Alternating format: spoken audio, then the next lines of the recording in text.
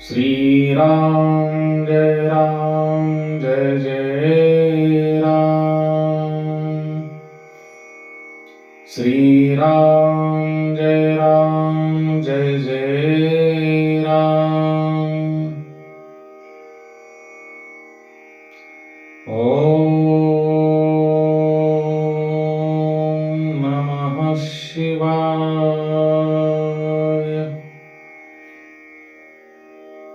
आपण तीर्थयात्रा करत असताना आपली जी की इंद्रिय आहेत त्या इंद्रियांना आपण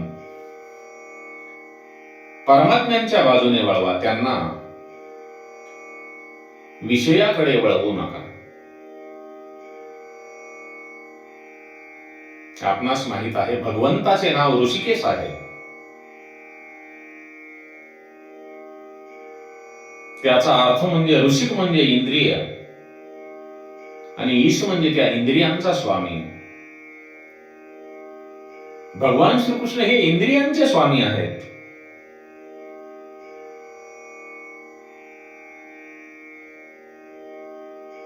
पाच विषय जे आहेत ते इंद्रियांचे खरी पती नाहीत. जे आपले पाच इंद्रिय आहेत त्या इंद्रियांचे जे पती, ज्यांच्यावर त्यांचा ताबा आहे, ते त्या इंद्रियांचे खरे पती नाहीत. त्यांना पती व्हायची इच्छा आहे.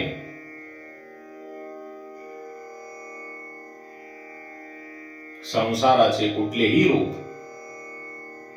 डोळ्याने पाहिले तर निद्रा येत नाही. त्यावरून असे समजते की डोळ्यांचा पती डोळ्यांचे रूप नव्हे. विदुर विचार करतात, माझ्यापेक्षा पशु श्रेष्ठ आहेत. कारण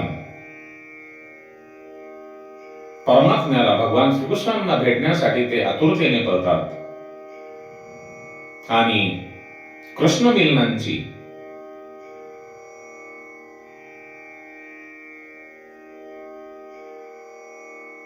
इच्छा त्यांच्यासारखी मलाही होत नाही. या गायींच्या ओढीप्रमाणे जेव्हा मी भगवान श्रीकृष्णांच्या कृष्ण मिलनाची आतुरी होईल, गोडी होईल, माझ्यामध्ये निर्माण होईल, तेव्हा माझे जीवन सफल झाले असे मला वाटेल.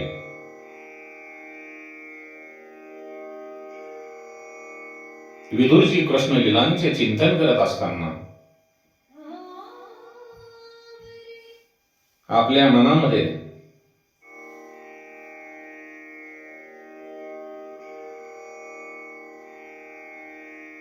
एकदम दुःखी हो,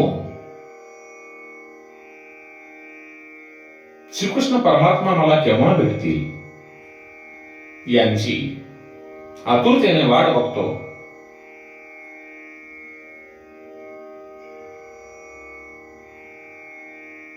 केवळ निर्गुण ब्रह्माचे ज्ञान होणे उपयोगाचे नाही. सगुण ब्रह्माच्या आधारानेच निर्गुण ब्रह्मांना ओळखता येते. पण विदुराला शांती मिळाली नाही. भगवान श्रीकृष्णांनी उद्धवाला भागवत धर्माचा उपदेश केला, पण त्याला शांती मिळाली नाही. तेव्हा भगवान श्रीकृष्णांनी त्यांना सांगितले, हे उद्धवा, तू बद्रिकाश्रमामध्ये जा.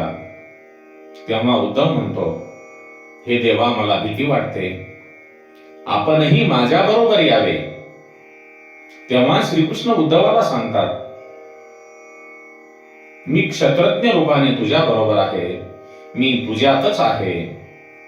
तू जेव्हा माझे स्मरण करशील त्या क्षणी मी तेथे हजर राहीन. तेव्हा उद्धव प्रार्थना करतो, मनुष्याची भावना जी आहे ती आधाराशिवाय असू शकत नाही. मला काही आधार द्यावा, मला काहीतरी पुरावा म्हणून द्यावा. तेव्हा भगवान श्रीकृष्णांनी उद्धवजींना आपल्या चरण पादुका दिल्या.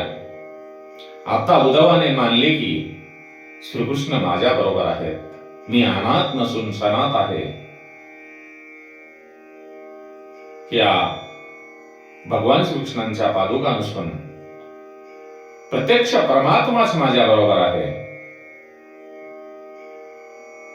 उद्धवांचे भगवान श्रीकृष्णावर एवढे प्रेम होते, त्या पादुकामध्ये भगवान श्रीकृष्णांना निहालतो.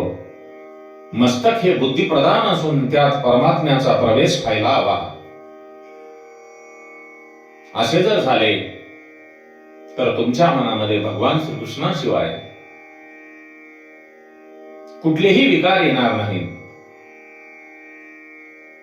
नंतर उद्धव बद्रिक आश्रमात जायला निघतो. वाटेत उद्धव यमुना व वृंदावनामध्ये दर्शन घेतो. बाबांनो, तीर्थामध्ये स्नान करून लगेच मन शुद्ध होत नाही. तेथे राहून भजनामध्ये लीन असलेल्या संतांचा सहवास लाभला तर मन शुद्ध होते. म्हणून उद्धवाने विचार केला की थोडे दिवस मी येथे राहीन. कोणी संत वैष्णव भेटला तर त्यांच्या सहवासात राहीन, नाहीतर एकटाच शांत बसेन. आजही वृंदावनामध्ये अनेक साधू राधाकृष्णांच्या गुप्त लीलाचे दर्शन घेत असतात. यमुना किनारी रमण रीतीमध्ये विदुर बसले होते. उद्धवांची दृष्टी त्यांच्यावर गेली. उद्धवाला वाटले हे कोणी वैष्णव संत दिसतात. तो त्यांच्या जवळ जातो आणि त्यांच्या लक्षात येते हे तर महान भगवत भक्त विदुर आहेत. उद्धव त्यांना वंदन करतो. त्यावेळी जे आनंदमग्न डोळे बंद करून विदुर भगवंताचे ध्यान करीत असतात ते आपली डोळे उघडतात आणि उद्धवाला म्हणतात, आपण मला वंदन करणे योग्य नाही, मीच तुम्हाला वंदन करतो. दोन संत ज्या वेळेला एकत्र मिळतात त्यावेळेला त्यांचे मिलन कसे असते यावरून आपल्या लक्षात येईल. ते एकमेकांना वंदन करत असताना सुद्धा ते वंदन त्यांचे स्वीकारत नाहीत. दोन भक्त उद्धव आणि विदुरजी यांचा सत्संग झाला.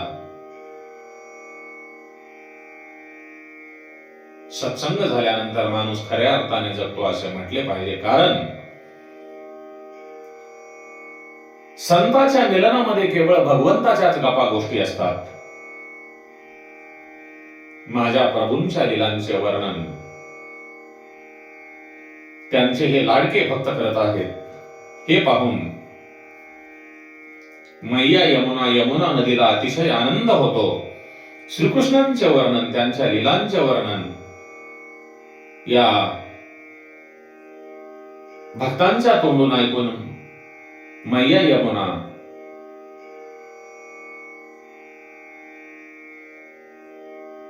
आनंदी होते. तेव्हा उद्धव विदुरांना त्यांच्या येण्याचे कारण सांगतो. तो म्हणतो, प्रभास येथे असताना मला प्रभूंनी भागवत धर्माचा उपदेश केला. आता त्यांनी मला बद्रिक आश्रमामध्ये जाण्याची आज्ञा केली आहे.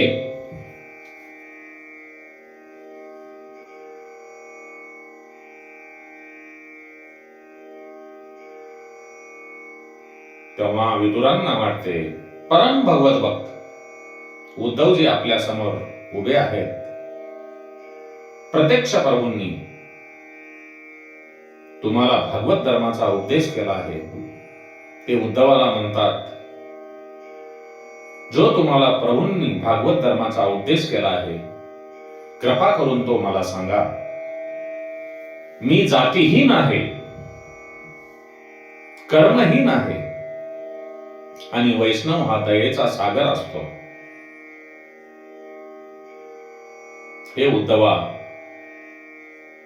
तुम्ही मला भागवत धर्माचा उपदेश करून माझी इच्छा पूर्ण करा.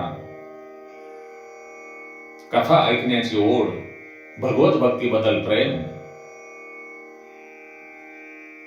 विदुराच्या बोलण्यावरून तुमच्या लक्षात येईल भगवंताची कथा ऐकण्यासाठी विदुराचे मन, विदुराचे कान किती आतुरलेले आहेत. विदुरामध्ये किती मोठा दैन्यभाव आहे. जोपर्यंत मनुष्य दीनभाव होत नाही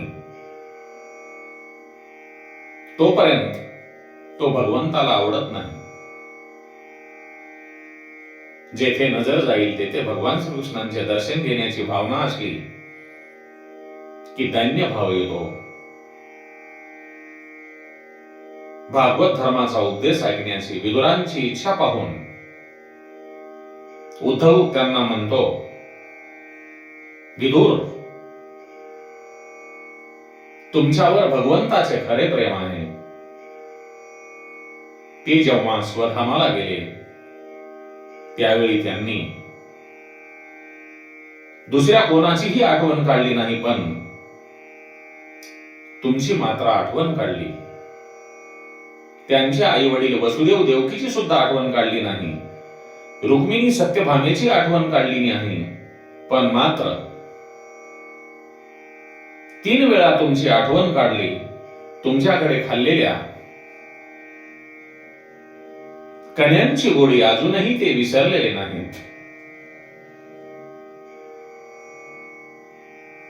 सांगण्याचे तात्पर्य, भगवंत जेव्हा तुम्हाला स्वतःचे मानतो तेव्हा तुम्ही बंधनमुक्त होता. मनुष्य जेव्हा मंदिरामध्ये दर्शनासाठी जातो तेव्हा भगवंताला म्हणतो की मी तुझा आहे. तो घरी येतो तेव्हा त्याच्या बायका पोरांना म्हणतो मी तुमचा आहे.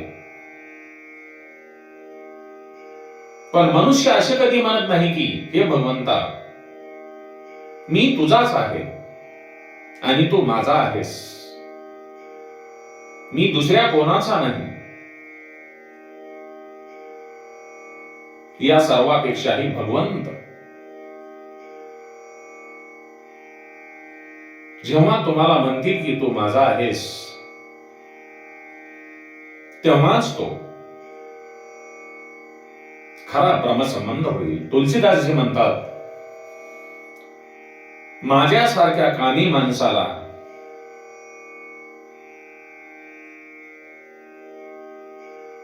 माझे म्हणायला भगवान श्रीरामांना लाज वाटत असेल, पण मी त्यांच्यासारख्या राधाजी सारख्या राधाजींच्या अंगणातला कुत्रा आहे. मी तुमचा पट्टा गळ्यात बांधला आहे. मी कुत्रा आहे पण रामाचा आहे. मी पापी आहे पण रामाचा आहे. खरा संतोष हा भोगामध्ये नसून तो भगवंताच्या भक्तीमध्ये आहे. तुम्ही भक्तीमध्ये इतके लीन व्हा, तुम्ही भक्तीमध्ये इतके लीन व्हा की भगवंत तुमची आठवण होईल. उद्धवजी विदुरांना सांगतात, विदुरजी,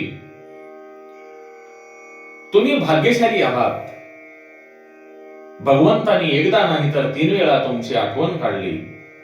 भगवंतानी तुमच्याकडे, भगवंतानी तुमच्यासाठी, तुमच्याकडे ज्या भगवंतानी कन्या खाल्या होत्या त्या भगवंत न विसरता त्याच भगवंतानी तुमच्याकडे ऋषी मैत्रेयाकडे खास आज्ञा करून सांगितली आहे की विदुर तुम्हाला भेटेल तेव्हा त्यांना भागवत धर्माचा उपदेश करावा, ज्ञान द्यावे. उद्धवांच्या तोंडचे शब्द जेव्हा विदुरजी ऐकतात तेव्हा त्यांना अतिशय आनंद होतो आणि ते मैत्रेय ऋषीच्या आश्रमामध्ये जायला निघतात. तेव्हा जी यमुना मैया आहे, यमुना नदी आहे, ती उद्धवावर कृपा करते. त्यांना भक्तीचे दान दिले.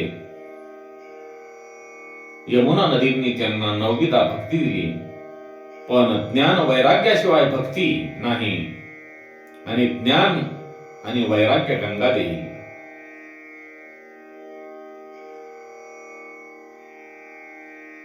ज्यावेळेला विदुरजी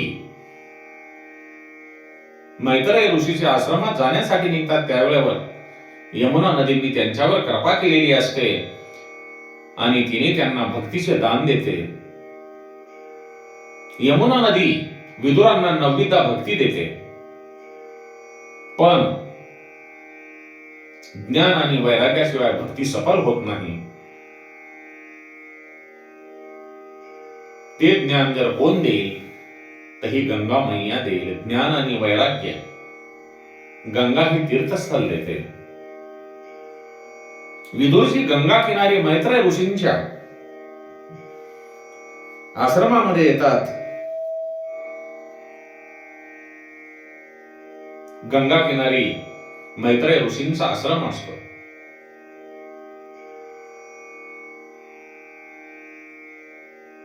गंगा नदीचा महिमा फार मोठा आहे, आपण सर्वांना माहित आहे. गंगेसारख्या महान पावन तीर्थक्षेत्रामध्ये विदुरांनी स्नान केले आणि स्नान करता करता विदुरजी विचार करत होते की गंगेच्या किनाऱ्यावर असलेले दगडही किती भाग्यशाली आहेत.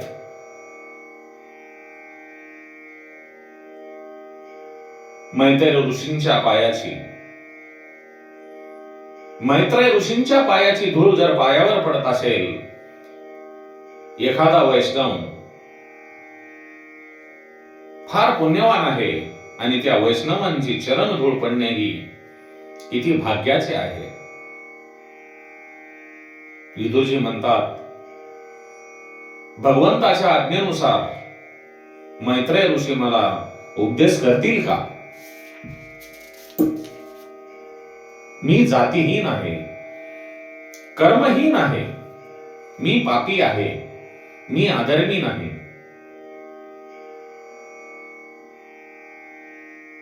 मी जातीहीन आहे, कर्महीन आहे, मी पापी आहे, पण अधर्मी नाही. मी वाईट काहीही केलेले नाही. मला परमपिता परमात्म्याने आपले मानलेले आहे.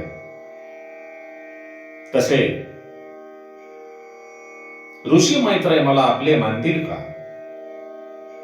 ते मला उपदेश करतील का? ते या संकोचामध्ये असतो. बाबांनो, भक्ती एका दृष्टीने श्रेष्ठ आहे, कारण जोपर्यंत भक्तांचे आणि परमात्म्यांचे मिलन होत नाही तोपर्यंत भक्त असे समजतो की माझ्यामध्ये काहीतरी दोष आहे. त्यामुळे त्याच्या भक्तीमध्ये दैन्य येते. पण ज्ञान मार्गात योगी ब्रह्म व्हायला लागतो. तसा त्याच्यातील अभिमान जागा होतो आणि मग त्याचे पतन होते. आपल्याकडे भरपूर ज्ञान प्राप्त झाल्यानंतर, आपण ज्ञानी झाल्यानंतर ज्ञानाचा संग्रह वाढवा, परंतु आपल्याला जर त्या ज्ञानाचा अभिमान आपल्या अंगी जाणवला तर आपले पतन नक्कीच झाल्याशिवाय राहणार नाही. स्नान आटोपून विदुरजी मैत्रेय ऋषीच्या आश्रमात आले. त्यांनी मैत्रेय ऋषींना नमस्कार केला. तेव्हा मैत्रेय ऋषी विदुरांना म्हणतात, विदुरजी, मी तुम्हाला ओळखतो. तुम्ही साधारण मानव नाहीत. तुम्ही यमराजांचे अवतार आहात. मांडव्य ऋषींनी दिलेल्या शापामुळे तुमचा जन्म शूद्रांच्या घरी झाला, म्हणून तुम्ही दासीपुत्र म्हणून जन्माला आलात. विदुर मैत्रेय ऋषींना विचारतात, मांडव्य ऋषींनी मला शाप का दिला हे तुम्ही मला सांगाल का? ही विदुरांची दीनवाणी ऐकून मैत्रेय ऋषी त्यांच्यावर अतिशय प्रसन्न होतात आपल्याला जर ज्ञान करायचे असेल तर आपण आपल्या गुरुकडे, ज्यांच्याकडून आपल्याला ज्ञान हस्तगत करायचे असेल, त्यांच्या चरणी नतमस्तक होऊन जर आपण त्यांना विनंतीपूर्वक प्रार्थना केली तर ते नक्कीच आपल्याला प्रसन्न होऊन आपल्याला ज्ञान सांगतील.